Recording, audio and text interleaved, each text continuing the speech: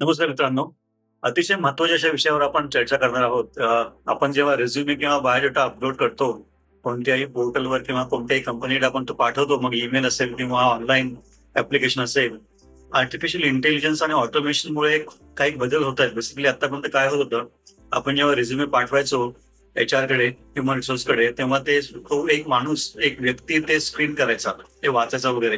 पण आता अलीकडे ऑटोमेशनमुळे किंवा ऍप्लिकेशन ट्रॅकिंग सिस्टम एटीएस जो प्रकार आलेला आहे, ऍप्लिकेशन ट्रॅकिंग सिस्टममुळे हे जे रिझ्युमे त्या कंपनीच्या एचआरकडे येतात, त्यांनी एक ऑटोमेटेड प्रोसेस सुरू केलेली आहे. जेणेकरून जे काही रिझ्युमे त्यांच्याकडे जमा होतात, ते सगळं एका ऑटोमेटेड ऍप्लिकेशन ट्रॅकिंग सिस्टम मधून पास होतात आणि त्यांचे जे त्या कंपनीला हवे असलेले पॅरामीटर्स किंवा एज्युकेशन क्वालिफिकेशन किंवा स्किल सेट्स किंवा एक्सपिरियन्स किंवा बाकीचे पॅरामीटर्स हे जर मॅच होत असतील, तर तुमचं ऍप्लिकेशन पुढे एका व्यक्तीकडे पाठवलं जातं. तर ही जी मेकॅनिकल स्क्रीनिंग आहे, मशीन ऑटोमेटेड स्क्रीनिंग आहे, यावर जोपर्यंत आपण मात करू शकत नाही, आपला रिझ्युमे किंवा आपला बायोडाटा, तोपर्यंत आपला आपला जो ऍप्लिकेशन आहे, ते रिझ्युमे किंवा तो बायोडाटा हा व्यक्तीपर्यंत पोहोचणार नाही. त्यामुळे पहिली जी इनिशियल स्क्रीनिंग अलीकडच्या कंपन्यांनी सुरू केलेली आहे, त्याच्यामध्ये एटीएस अतिशय महत्वाचा रोल निभावतं, भूमिका निभावतं. त्याच्यामध्ये एटीएस वर मात करण्यासाठी किंवा एटीएसचा जो फायरवॉल आहे किंवा जो स्क्रीनिंग आहे, त्याच्यावर मात करण्यासाठी आपण काय केलं पाहिजे? आपल्या रिझ्युमे किंवा बायोडाटामध्ये आपण काय चेंजेस केले पाहिजेत किंवा तो कशा प्रकारे केला पाहिजे, जेणेकरून तो जो रोल आहे त्या कंपनीमध्ये उपलब्ध असलेला रोल, ज्या रोलसाठी, ज्या ज्या कामासाठी, ज्या नोकरीसाठी, ज्या पदासाठी आपण ऍप्लिकेशन देतोय, फॉर्म भरतोय, त्या त्या पदाची निगडीत जे काही स्किलसेट, जे काही अनुभव, जे काही पात्रता, जे काही आपल्या कंपनीला हवी असेल, ती आपण आपली हायलाईट केली पाहिजे. आपल्याकडे असेल तर ती हायलाईट केली पाहिजे, जेणेकरून हे जे मॅचिंग आहे. एचआरचा रोल काय होता, बेसिकली एचआरचा रोल असा होता की कंपनीला लागणारा रिसोर्स, उमेदवार, त्या उमेदवाराकडे अपेक्षित असलेले गुणधर्म, स्किल, एज्युकेशन, कौशल्य, अनुभव याचा आणि मार्केटमध्ये, इंडस्ट्रीमध्ये उपलब्ध असलेले उमेदवार, उत्तर उमेदवार यांचा मेळ घालणं.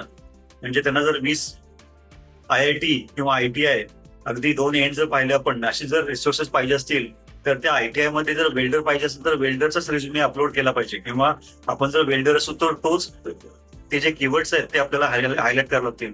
आणि जर त्यांना IIT पाहिजे असेल, तर IIT मध्ये काय, हा अतिशय महत्वाचा पार्ट आहे. तुम्हाला मशीन लर्निंग पाहिजे की डेटा सायन्स पाहिजे की डेटा मायनिंग पाहिजे, हे स्पेसिफिक डिटेल्स जोपर्यंत येत नाहीत, किंवा पॉलिमर इंजिनिअरिंग पाहिजे, काही असू शकतं. ते स्पेसिफिक जे कीवर्ड्स आहेत त्याला मॅच करणं हे एचआरचं काम आहे. तो कंपनीला हवा असलेला उमेदवार शोधून देणं हे एचआरचं काम आहे. अलीकडे एचआर वरील जो लोड वाढलाय आणि त्यांची जी कामाची, त्यांना मदत व्हावी, त्यांचं काम सुलभ व्हावं, म्हणून जो इनिशियल स्क्रीनिंगसाठी ते एटीएस वापरतात. आणि उमेदवारांचा प्रॉब्लेम असा आहे की ते नेहमीचे जे ट्रेडिशनल रिझ्युमे आपण जे बनवतो ते पाठवत राहिल्यामुळे तो इनिशियल स्क्रीनिंग, एटीएस जो ऑटोमेटेड स्क्रीनिंग करतो, त्याच्यातून माझा रिझ्युमे पुढे जातच नाही. त्यामुळे मला काही संधीच मिळत नाही. त्यामुळे आपल्या आजूबाजूला असं भरपूर बघतो की अरे, मी 50-60-100 रिझ्युमे पाठवले, पण रिस्पॉन्स काहीच येत नाही. यासाठी मग काय करावं लागेल, तर ही एटीएस सिस्टम आपल्याला समजून घ्यावी लागेल. एटीएस म्हणजे काय, बेसिकली जे स्किलसेट्स कंपनीला हवे आहेत, ते स्किलसेट्स या उमेदवाराकडे आहेत की नाही, एवढं साधं सोपं गणित आहे. आणि ते स्किलसेट नसतील, तर तुमचा जो रिझ्युमे आहे तो डेटा बँकमध्ये सेव्ह केला जातो, पण तो पुढे प्रोसेस होत नाही. कारण या प्रोसेसमध्ये जेव्हा एखादा उमेदवार इंटरव्ह्यूसाठी येतो, तेव्हा एचआर, जो त्याचा पहिला मॅनेजर आहे, जो इंटरव्ह्यू घेतो तो, आणि त्याचा सुपरवायझर, असे कमीत कमी 3 तरी इंटरव्ह्यू होतात ज्युनियर पोस्टसाठी. आणि जर सिनियर पोस्ट असतील तर मग ही इंटरव्ह्यू लोकांची संख्या वाढत जाते. जर आपल्याला पहिला अडथळाच एटीएसचा पार करता आला नाही, तर मग आपण पुढे कसं जाणार, हा अतिशय महत्वाचा पार्ट आहे. स्पेशली फ्रेशरसाठी, स्पेशली आयटी किंवा मॅन्युफॅक्चरिंग किंवा तिकडे बल्क रिक्रुटमेंट होते, तिकडे एचआर मधली लोक, एचआर रिसोर्सेस स्वतः प्रत्येक रिझ्युमे वाचत नाहीत. याच्यावर अतिशय महत्वाचा पॉईंट आहे. तर मग यासाठी काय करावं लागेल आपल्याला, यासाठी काय करावं लागेल, तर हे जे रिझ्युमे आहेत, सगळ्यात महत्वाचं आपल्याला हे बॅकग्राऊंड लक्षात घ्यावं लागेल की आपण जे काही रिझ्युमे पाठवणार आहोत, ते एक मशीन, तो एक अल्गोरिदम, तो एक आर्टिफिशियल इंटेलिजन्स असलेला एटीएस, ऍप्लिकेशन ट्रॅकिंग सिस्टम, तो पहिल्यांदा बघणार आहे. तो ऍप्लिकेशन ट्रॅकिंग सिस्टम सिलेक्ट करणार आहे की हा निलेश काजळचा रिझ्युमे माझी जी गरज आहे त्यामध्ये मॅच होतो की नाही. तो होत असेल तरच फॉरवर्ड करेल, नाहीतर नाही, असा प्रकार आहे. त्यामुळे याला जर आपण आपल्या रिझ्युमेला जर थोड्या वेगळ्या पद्धतीने मांडला, जेणेकरून ही जी एटीएस सिस्टम आहे तिला आपण काय म्हणतोय आणि त्या कंपनीला काय पाहिजे याचा मेळ घालणं अतिशय सोपं जाईल. तर मग कसं होईल, त्यामुळे वेळ वाचेल, आपला रिझ्युमे पण शॉर्टलिस्ट होईल आणि आपल्या पुढे एखाद्या व्यक्तीच्या हातामध्ये जाईल, हायरिंग मॅनेजरकडे जाईल. आणि कंपनीची अपेक्षा पूर्ण होईल, आपला वेळ पण वाचेल. आणि आपण जर 10 रिझ्युमे पाठवले, ते कीवर्ड्स ARA मधले कीवर्ड्स आणि आपल्या रिझ्युम मधले कीवर्ड्स जर मॅच होत असतील खरोखर, तर 100% आपल्याला 10 पैकी 5-6 अशा अपॉर्च्युनिटी मिळतील इंटरव्ह्यूच्या वगैरे संधी. तर त्यासाठी मग काय करावं लागेल हे अतिशय महत्वाचं आहे. त्यामध्ये 2 गोष्टी असतात. एक तर कॉन्टेंट काय असलं पाहिजे रिझ्युमे मध्ये किंवा बायोडेटामध्ये, आणि तो कसा प्रेझेंट करता आला पाहिजे हे अतिशय महत्वाचं आहे. मग जे ATS ऍप्लिकेशन ट्रॅकिंग सिस्टम ज्या पद्धतीने काम करतं, त्याच्यामध्ये ते सेगमेंट जे आहेत, त्या सेगमेंटमध्ये जर आपला रिझ्युमे आपण फॉर्मॅट करू शकलो तर अतिशय महत्वाचं ठरेल, ते उपयोगी ठरेल. मग हे जे सेगमेंट्स आहेत ते कोणते आहेत? पहिला सेगमेंट सगळ्यात वरती असतो तो म्हणजे संपर्क माहिती. आपले नाव, पत्ता, email ID, mobile number. Email ID, mobile number हे अतिशय महत्वाचे आहेत. तर तुम्हाला त्याचा कॉमन ऍक्सेस असणं अतिशय महत्वाचं. ईमेल आयडी पण असाच द्या जो तुम्हाला वर्ष, 1.5 वर्ष, 2 वर्ष त्याचा ऍक्सेस राहील. मोबाईल नंबर पण असाच द्या जो आपल्याला सतत आपल्या संपर्कात असतो, आपण त्याला कंट्रोल करू शकतो. कारण जी काही माहिती कंपन्या पाठवतात त्या ईमेलवर पाठवतात मेजॉरिटी, आणि मायनॉरिटी केसमध्ये तुम्हाला SMS किंवा व्हॉट्सअप किंवा कॉल करतात. तर संपर्क माहिती पहिला जो सेगमेंट असतो संपर्क माहिती. त्यानंतर प्रोफेशनल सारांश म्हणजे काय? Professional summary. याच्यामध्ये 2-3 ओळीमध्ये तुमच्या करिअरचा सारांश, प्रमुख कौशल्य आणि उद्दिष्ट सांगायची. आणि हे करताना ज्या कंपनीमध्ये ज्या पदासाठी आपण अर्ज देतोय त्या पदामध्ये त्यांना जे हवं आहे ते आपल्याला सांगावं लागतं. हे अतिशय महत्वाचं आहे. ते मॅच झालं पाहिजे. उदाहरणार्थ डेटा मायनिंग इंजिनियर जर कंपनीला हवा असेल आणि मी जर आर्टिफिशियल इंटेलिजन्स बद्दल बोलत राहिलो की मी हे केलं होतं, मी प्रोजेक्ट केले होते वगैरे, तर ते मॅच होत नाही. तुम्ही क्वालिफाईड आहात पण त्यांना जे हवं आहे तुमच्याकडे नाहीये. तुमच्याकडे असलं तरी तुम्ही ते मेन्शन केलेलं नाहीये. हा अतिशय महत्वाचा पार्ट. मग प्रोफेशनल सारांश समरीमध्ये मेन्शन करावं लागतं तुमचे जे कौशल्य आहे, तुमच्या करिअरचे सारांश त्या पदासाठी रिलेव्हंट, त्या पदासाठी उपयोगी कसा ठरेल, तुम्ही तुमच्या स्किल सेट कोणते आहेत कौशल्य जे त्या पदाचं काम करण्यामध्ये मदत करतील, आणि तुमचे उद्दिष्ट काय, हे पद जर तुम्हाला मिळालं तर तुम्हाला काय अचीव्ह करायचंय किंवा कंपनीमध्ये तुम्ही काय व्हॅल्युएशन करू शकता, हा प्रोफेशनल सारांश. याच्यामध्ये 2-3 किंवा 4 ओळी खूप झाल्या, जास्त फापड बसाडा लिहायची गरज नाही.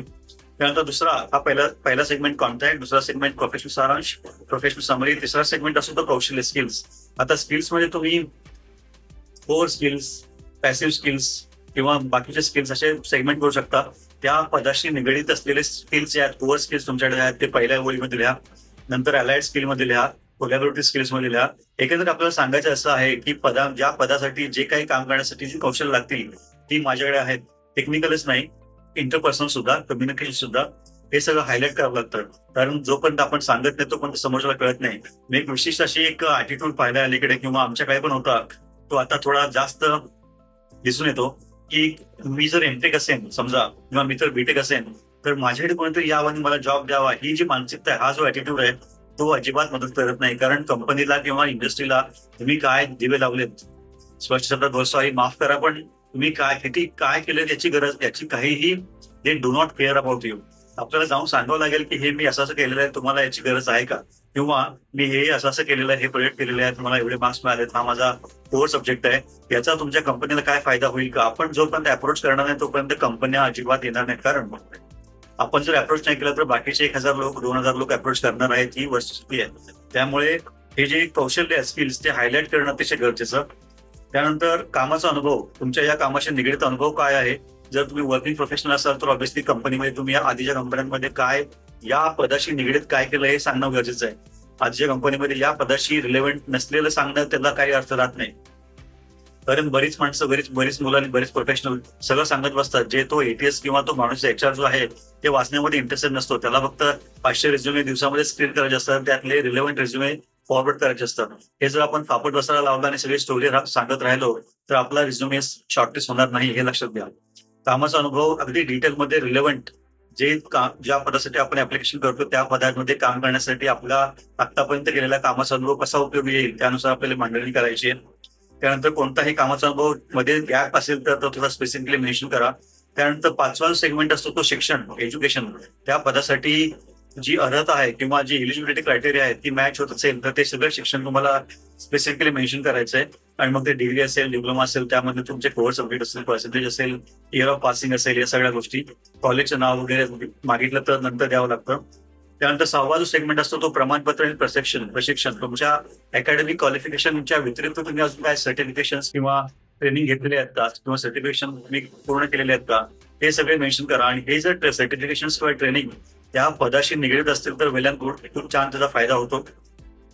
त्यानंतरचा 7वा जो सेगमेंट असतो तो प्रकल्प. या पदाशी निगडीत किंवा तुमच्या अकॅडमिक क्वालिफिकेशनशी आणि पदाशी निगडीत कोणते प्रोजेक्ट जर तुम्ही केले असेल ते हायलाइट करा. जास्त पापड मसाला लिहायचं नाही, टायटल लिहायचं आणि खाली त्या प्रोजेक्टमध्ये काय ऑब्जेक्टिव्ह काय होता आणि तुम्ही त्यामध्ये तुमचा रोल काय होता आणि एंड रिझल्ट काय होता हे 3-4 वाक्यामध्ये लिहायचं, एवढंच. त्याच्यामध्ये पण 4-5 प्रोजेक्ट लिहू नका. 1 किंवा 2 जे रिलेव्हंट आहे पदाशी तेवढेच द्या. आणि त्यामध्ये तुम्ही मेन्शन करू शकता की further details can be furnished upon request. म्हणजे तुम्हाला जर अजून याच्याबद्दलची माहिती हवी असेल तर ती देता येईल असं तिकडे लिहिल्यानंतर सुटसुटीत रिझ्युमे असला पाहिजे, ही महत्वाची गोष्ट. त्यानंतरचा 8वा जो सेगमेंट असतो तो पुरस्कार. तुम्हाला सर्टिफिकेट, तुम्हाला एखादा अचिव्हमेंट किंवा अवॉर्ड जर मिळाले असतील तर ते हायलाइट करा. आणि त्या अवॉर्ड्स आणि अचिव्हमेंट्स ज्या गोष्टीसाठी तुम्हाला मिळालेत त्या गोष्टींचा त्या पदाशी रिलेव्हन्स कसा आहे, पदाशी निगडीत कसे आहेत, किंवा हे जे अवॉर्ड्स किंवा अचिव्हमेंट्स तुम्हाला मिळालेत ते करत असताना जे तुम्ही कार्य केलेलं आहे त्या कार्याचा हे जे पद उपलब्ध आहे त्यासाठी कसा वापर करता येईल हे तुम्हाला हायलाइट करणं गरजेचं आहे. आणि त्यानंतर तुम्ही जर काही व्हॉलंटिअर वर्क केलं असेल, तुमचा सामाजिक अँगल, तुमची सामाजिक बांधिलकी तुम्हाला दाखवायची असेल, हा ऑप्शन असतो की हे तुम्हाला सामाजिक कार्य काही कारण म्हणजे बेसिकली सांगायचं असं की I am a people's man, किंवा मी लोकांसाठी काम करतो, लोकांबरोबर काम करू शकतो, हे अतिशय महत्वाचं आहे. तर हे जे सेगमेंट्स आहेत, सगळ्यात शेवटी भाषा कौशल्य. तुम्हाला कोणकोणत्या भाषा लिहिता, वाचता, बोलता येतात ते तुम्ही मेन्शन करा. याचा उपयोग असा होतो की तुमच्या टीममध्ये जे व्यक्ती असतात त्या वेगवेगळ्या बॅकग्राऊंड मधले असतात, तुमचे क्लायंट्स वेगळ्या बॅकग्राऊंड मधले असतात, तुमचे जे वेंडर्स असतात ते वेगळ्या बॅकग्राऊंड मध्ये असतात. त्यामुळे कम्युनिकेशन, आपण काय विचार करतोय, आपल्याला काय मदत हवी, आपण काय मदत करू शकतो, या सगळ्या गोष्टी समोरच्या व्यक्तीला आपण जोपर्यंत त्याच्या भाषेमध्ये सांगत नाही तोपर्यंत त्या कळणं थोडं दुरापास्त होतं. म्हणून ज्या भाषा आपल्याला येतात, लिहिता, वाचता आणि बोलतात त्याची प्रोफिशियन्सी तुम्ही इकडे मेन्शन करा. तर हे सेगमेंट्स रिझ्यूम मध्ये असणं अतिशय महत्वाचं. आणि ATS ऍप्लिकेशन ट्रॅकिंग सिस्टम याच फ्लो मध्ये जातो. कीवर्ड्स अतिशय महत्वाचे. आता कीवर्ड्स कसे करायचे, गुगलवर तुम्ही करू शकता. समजा तुमच्याकडे 10-12 सेंटेन्स असतील की मी माझ्या कोर स्किलसेट्स आहेत, तर तुम्ही गुगलवर वर्ड क्लाउड जनरेटर वगैरे अशा ज्या सुविधा उपलब्ध आहेत तिकडे हे जर तुमचे सेगमेंट टाकले तर ते तुम्हाला आपोआप कीवर्ड्स जनरेट करून देतात. 7-8-9 कीवर्ड्स तुम्हाला खूप चांगले. आणि ते कीवर्ड्स तुम्हाला रिझ्यूम मध्ये योग्य ठिकाणी योग्य वेळ टाकता आले पाहिजे, जेणेकरून ऍप्लिकेशन ट्रॅकिंग सिस्टम जेव्हा ऑटोमॅटिकली तुमचा रिझ्युमे गो थ्रू करेल तेव्हा त्यांना कळेल की हा इंजिनियर यासाठी, हा व्यक्ती, हा उमेदवार या पदासाठी हे स्किलसेट आणू शकतो. म्हणजे थोडक्यात आपण ATSचं आणि त्या HRचं काम हलकं करतो, हे अतिशय महत्वाचं आहे. ATS आणि HRचं काम वाढवायचं नाही. आणि तसं जर आपण आपला रिझ्युमे किंवा आपला बायोडाटा ATS किंवा HRचं काम वाढत असेल तर आपला रिझ्युमे शॉर्टलिस्ट होणं अवघड पडतं. हे झालं सेगमेंट्स काय असतात. तर त्यानंतर जे हायजीन आहे, बेसिकली रिझ्युमे हायजीन, याच्यावर पण अतिशय महत्वाचे तुमचा जो इम्प्रेशन असतं ते पडतं. कारण तो साधे रिझ्युमे कसे बनवायचे, साधे आणि सुव्यवस्थित असे फॉर्मॅट वापरा, जास्त कॉम्प्लिकेटेड करू नका. त्यानंतर कीवर्ड जे आहेत, मी बोललो वर्ड क्लाउड जनरेटर वगैरे वापरून प्रॉपर कीवर्ड्स प्रॉपर ठिकाणी आले पाहिजेत. त्यानंतर तुमचे जे सेंटेन्स आहेत ते स्पष्ट आणि संक्षिप्त भाषा वापरा, उगाच पांढरा लावू नका. त्यानंतर प्रासंगिक माहिती समाविष्ट करा. म्हणजे एखादा तुम्हाला अनुभव किंवा कौशल्य तुम्हाला मिळालं असेल, फॉर एक्झाम्पल सायबर सिक्युरिटी, मी जर CISSP असेल तर CISSP सर्टिफिकेशन कंसामध्ये व्हॅलिडिटी तेवढी लिहिले तरी समोरला कळतं की CISSP या सायबर सिक्युरिटीमध्ये सर्टिफिकेशन असून जर CISSP ही व्यक्तीने सर्टिफाईड असेल तर त्याची एक स्किल वाईजचा जो फाउंडेशन आहे तो क्लिअर आहे. या गोष्टी अतिशय महत्वाच्या असतात. त्यानंतर सेगमेंटचे हेडिंग जे आहेत ते पण योग्य पाहिजे, जेणेकरून सेल्फ एक्सप्लेनेटरी पाहिजे, जेणेकरून समोरच्या व्यक्तीला किंवा ATSला कळलं पाहिजे.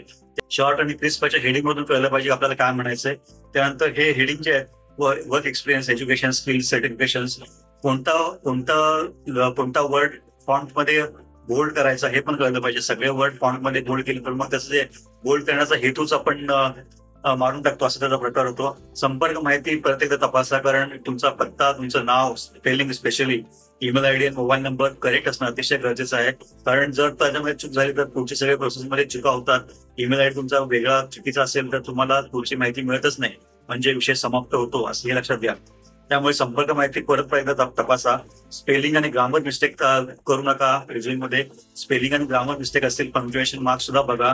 तर समोरच्या व्यक्तीला हे कळतं की हा माणूस रिझ्युमे तयार करताना जर गंभीर नसेल तर आपल्या कामामध्ये तो गंभीर काय दाखवणार. त्यामुळे जी आपली जी शेतावरून भाताची परीक्षा जे म्हणतात तसा प्रकार येतो. आणि त्यांचं रिझ्युमेची लँग्वेज ती काटेकोरपणे कमी ठेवा. जर तुम्ही फ्रेशर असाल तर एक पान खूप झालं A4 साईज, आणि जर तुम्ही एक्सप्रेस असाल तर 2 पानं खूप झाली.